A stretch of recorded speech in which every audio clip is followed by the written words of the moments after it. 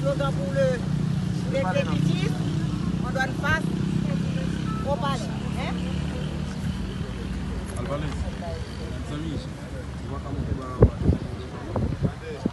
À la communauté internationale.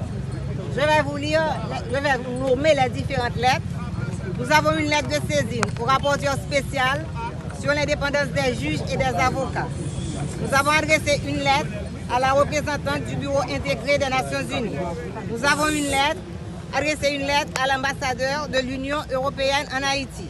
Nous avons adressé une lettre à l'ambassadeur de France en Haïti. Une lettre à la haute commissaire des droits de l'homme des Nations Unies. Et nous avons fait la saisine du rapporteur sur les exécutions extrajudiciaires. L'Ordre des avocats de Port-au-Prince pour les 2 mois de départ forcé de notre bâtonnier Montferrier Dorval, va vous dire ces mots de circonstance. Individu sans foi ni loi, parlez plus fort.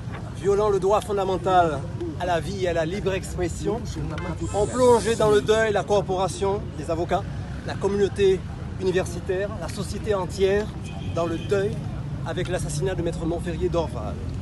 Malgré la mobilisation des avocats dans toutes les juridictions et la demande collective pour que justice soit rendue au bâtonnier Montferrier Dorval, les pesanteurs judiciaires affectent une instruction qui se veut laborieuse.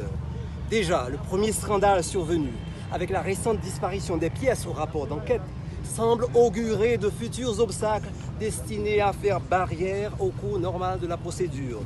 Cet incident grotesque, accueilli par l'indifférence douteuse des pouvoirs publics, exprime-t-il un projet de mise à mort de la justice?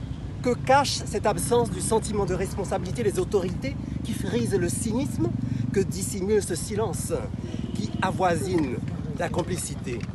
Compterait-on sur la lassitude du Conseil et de l'ensemble des avocats du barreau de Port-au-Prince? Une stratégie d'usure serait-elle mise en place?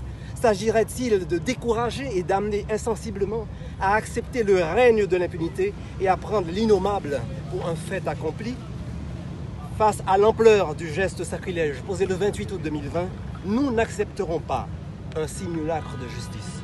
Le Conseil de l'Ordre, au nom de tous les avocats du barreau de Port-au-Prince et des juridictions à l'échelle nationale, dit non à la complaisance des autorités publiques, non à toute connivence des acteurs judiciaires. Que l'on n'attende pas des avocats ce qu'ils ne savent pas faire, capituler. Juste est notre revendication, farouche notre détermination. Nous ne faiblirons pas en dépit des vents contraires. Nous continuerons d'exiger la mise en place d'une commission d'enquête internationale en soutien aux efforts nationaux pour favoriser l'éclosion de la vérité autour de cette affaire. Notre quête de justice se poursuivra au-delà des régimes et des frontières tant que les assassins ne seront pas aux mains de la justice. Juge instructeur, c'est écrit doyen tribunal là pour demander les moyens pour mettre à sa disposition les moyens pour être capable de faire enquête.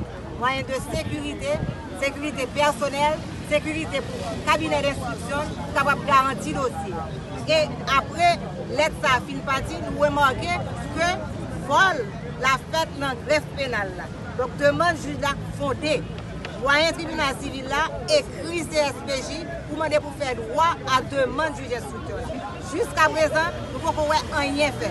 Donc nous demandons CSPJ pour faire droit à demande, pour mettre moyens de l'enquête au cabinet du juge instructeur et pour le juge instructeur là, moyens pour le faire enquête. Parce que c'est une enquête qui est très lourde et qui a un pile embranchement là. Donc le juge l'a dit c'est pour la sécurité.